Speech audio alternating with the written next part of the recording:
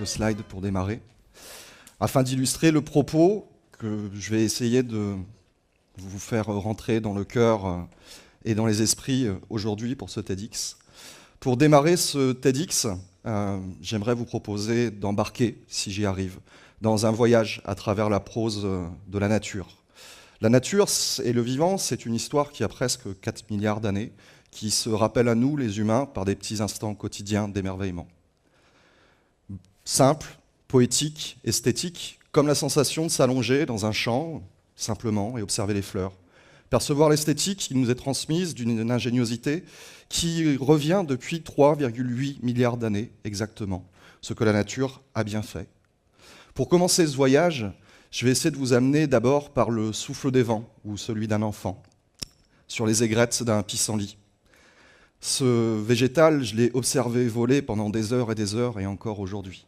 Ce végétal anodin, aux yeux du plébéien, vous le retrouvez absolument partout. Il se propage par les vents, graine nomade d'une symphonie bien orchestrée par la nature. Ce pissenlit, je l'ai cueilli 1000 fois du bout des doigts. Et la petite sève blanche qui s'écoule de ce pissenlit, c'est du latex naturel qui sort du pissenlit.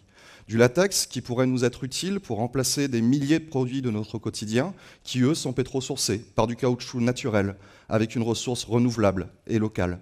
Un latex naturel qui pourrait nous permettre de faire des préservatifs sans perturbateurs endocriniens ou de faire des gants de chirurgie non allergènes. Pour continuer ce voyage, je vais vous amener toujours un peu plus loin, là où les animaux peuvent nous surprendre et nous émerveiller. Jusque dans les endroits hostiles de notre planète, la nature a toujours trouvé un moyen d'adaptation pour la vie et d'innovation. Il y a environ 300 millions d'années, donc bien avant nous, les humains, les premiers scorpions apparaissaient sur Terre. À l'époque du Carbonifère, ça s'appelle comme ça parce qu'en Europe de l'Ouest, des tonnes de charbon se sont accumulées dans les sols. Et pendant que nous avons utilisé ce charbon pour produire de l'énergie et parfois de la pollution, cette petite bête, le scorpion, elle, a continué à passer sous nos yeux pour nous inspirer. Le scorpion, lui, dans ce milieu hostile, résiste à des très hautes températures la journée, des températures basses la nuit. Il résiste à l'abrasion du sable grâce à son exosquelette. On pourrait s'inspirer de son exosquelette pour construire des habitats qui résistent à ces mêmes problématiques de haute température et de basse température, sans utiliser de machines, sans utiliser d'énergie fossile. Ce scorpion, finalement, son exosquelette, c'est un peu un cocktail entre de la chitine, c'est une matière marrante, on en a beaucoup dans les cheveux, de la craie, des choses dont sont faits le coquillage. C'est un peu son cocktail d'exosquelette qui lui permet de résister à ces conditions extrêmes.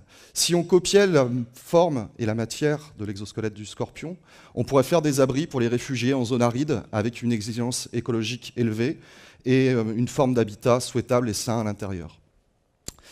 La nature, tous les jours, je m'en extasie. Des fois sur des choses qui dépassent la capacité qu'on a de voir avec nos propres yeux. Le monde de l'infiniment petit, les bactéries.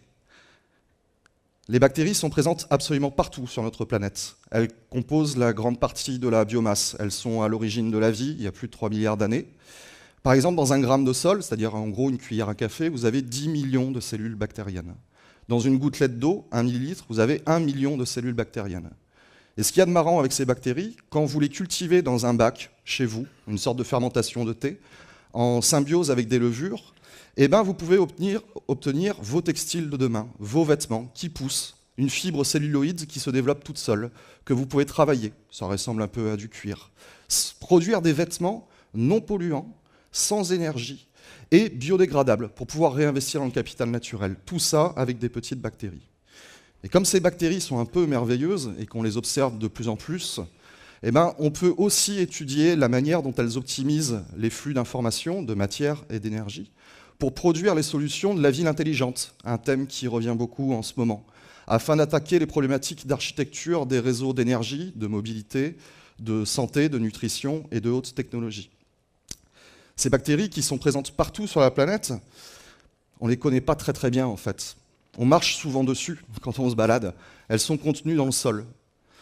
Alors si on prenait ces bactéries et qu'on les mettait dans une colonne transparente, d'1 mètre de haut, directement devant les yeux des humains, on entasserait 7 couches différentes de terre.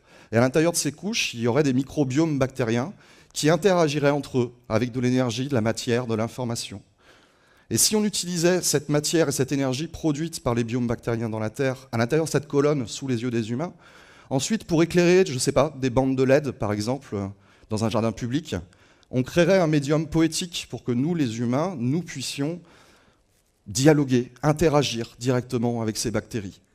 Si en plus on utilise cet objet technologique bactérien avec une technologie, celle-là très humaine, pour échanger des contrats pair à pair, de manière open source et décentralisée, sur l'énergie ou sur l'étude scientifique des bactéries, là ça commencerait à être complètement dingue.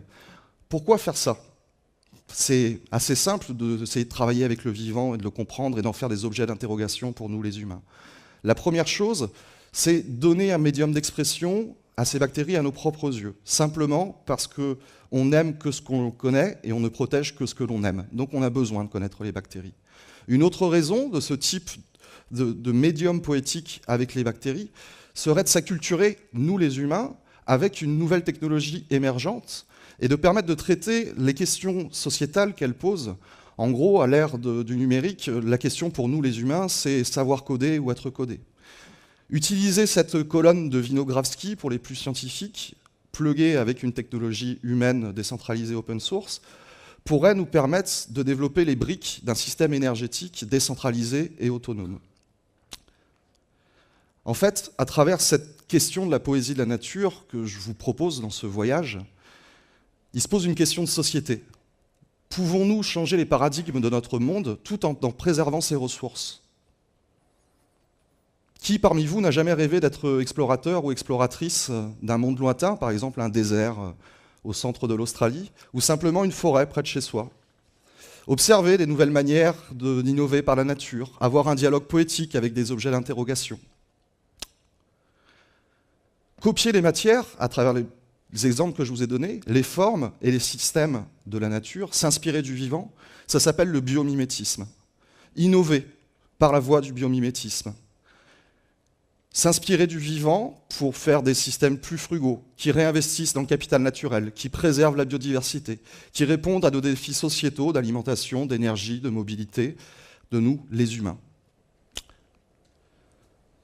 Finalement, le biomimétisme, ça peut être très utile au quotidien, dans les applications technologiques, dans l'alimentaire, dans beaucoup de choses.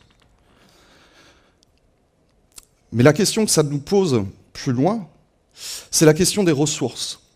Finalement, on a une ressource à gérer. Pour faire ça, pour gérer ces ressources, cet environnement, nous avons les biens communs, les communs. Les exemples des communs sont la biodiversité, l'eau, l'air, la connaissance, les savoirs. Mais les communs, ce n'est pas juste un ensemble de ressources, c'est un ensemble de ressources plus une communauté qui alimente et qui partage et qui entretiennent ces communs. C'est un système socio-économique, un nouveau paradigme social de coproduction et de co-création. Le fait de gérer un bien commun comme on gère un bien privé mène à sa destruction. C'est Garrett Hardin qui l'a souligné. Pour faire ça, pour gérer ces biens communs et faire du biomimétisme, j'ai co-créé un Hack Lab de biomimétisme, un laboratoire citoyen de prototypage de solutions open source inspirées par la nature, à l'intérieur duquel il y a une communauté d'acteurs libres qui entretiennent ces biens communs, ces ressources matérielles et immatérielles. On pratique de manière libre le code informatique, le design, l'architecture, la botanique, la philosophie et plein d'autres matières. Finalement, notre légitimité de faire, elle se fonde justement sur le faire. La personne qui fait est légitime, avait écrit Michel Lallemand. Pour faire marcher ces projets, pour développer ce lab, pour entretenir ces communs, il m'est arrivé parfois de dormir à la rue, sous des ponts, parfois sans manger. En début d'année, j'ai même tout plaqué pendant 4 mois. J'ai plaqué mon activité professionnelle, ou mes activités professionnelles plutôt, mon appartement. J'ai mis toute ma vie dans un sac à dos et j'ai pris mon ordinateur et je suis parti pendant un peu plus de 4 mois dans un tour de France en me mettant au service d'autres projets open source dans les communs. Alors finalement, innover, c'est beau, protéger la nature, c'est très important. Mais faire tout ça, ça n'a pas forcément de force et de volonté. Je peux bien être créateur de start-up, intervenant dans une grande école, mentor, professeur à l'université.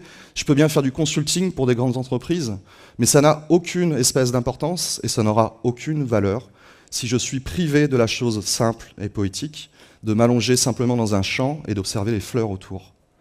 Je crois que nous avons besoin d'aimer la nature par notre émerveillement quotidien, pour en faire un bien commun de l'humanité.